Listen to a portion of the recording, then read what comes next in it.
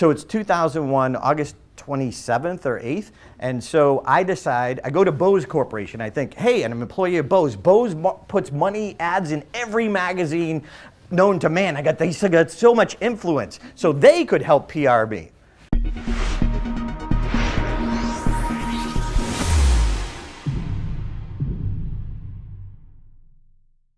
We have a company policy. We do not promote any individual employee.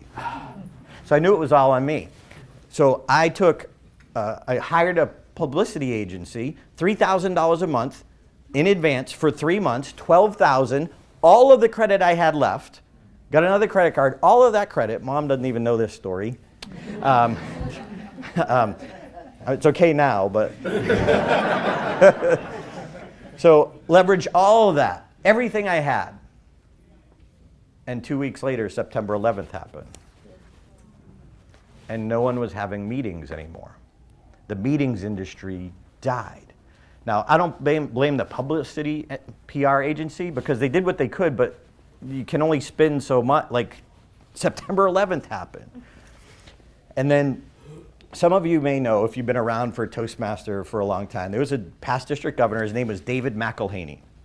And David was actually my speaker coach for the first 5 levels of the speech contest. And David's dream was to win the contest. Like, he lived it, he loved it, and he made it to the regionals a few times, now called the semifinals.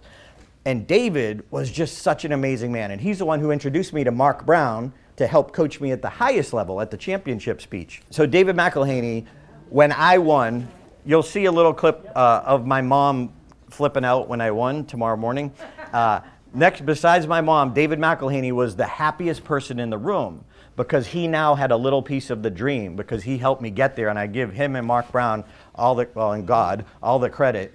And a month after September 11th, I got a phone call from David's son, and he had passed away unexpectedly and asked me to do the eulogy for one of the guys who gave me the coolest moment in my life.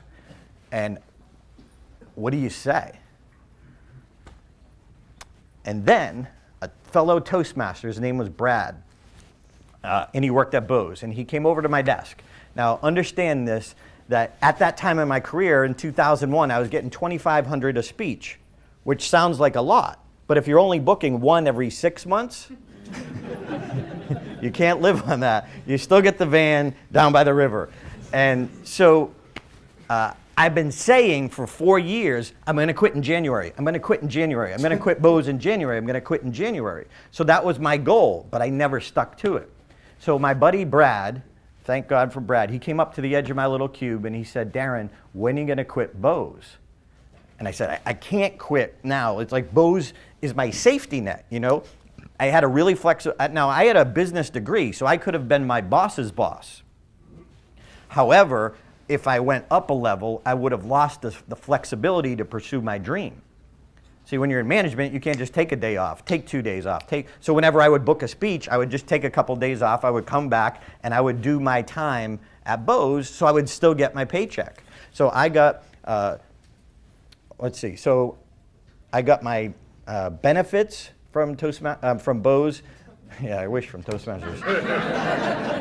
We got to change that policy. Yeah. So all my benefits, and I got a weekly paycheck from Bose. So Brad leans over to me and he says, Darren, Bose isn't your safety net, it's your drag net. Oh. See, I thought, well, I'll quit Bose, once I have a house, because I hadn't owned a house in my life, and once I have a wife and a family, once I get that, and all these reasons in my mind that I didn't quit were the exact reasons I should have quit. Because I didn't have a mortgage, because I didn't have a family to support. And he helped change my perspective. I walked into my boss's office and I gave him a 24-hour notice. And I left. And I was scared. But I just thought, if I don't do it now, when will I? I had laid the groundwork for 7 years in NSA and Toastmasters, and I had been out there, and I had a self-published book. I got to do it at some point. Now's the time. And my friends who were supportive of me said, what can we do to help? And I said, save me a place at the dinner table, because I didn't know if I'd make enough money to eat. I gave myself a year, and I figured if I'm going to sell the Bose Wave radio for 30 hours a week, what if I sold Darren LaCroix for 40 hours a week?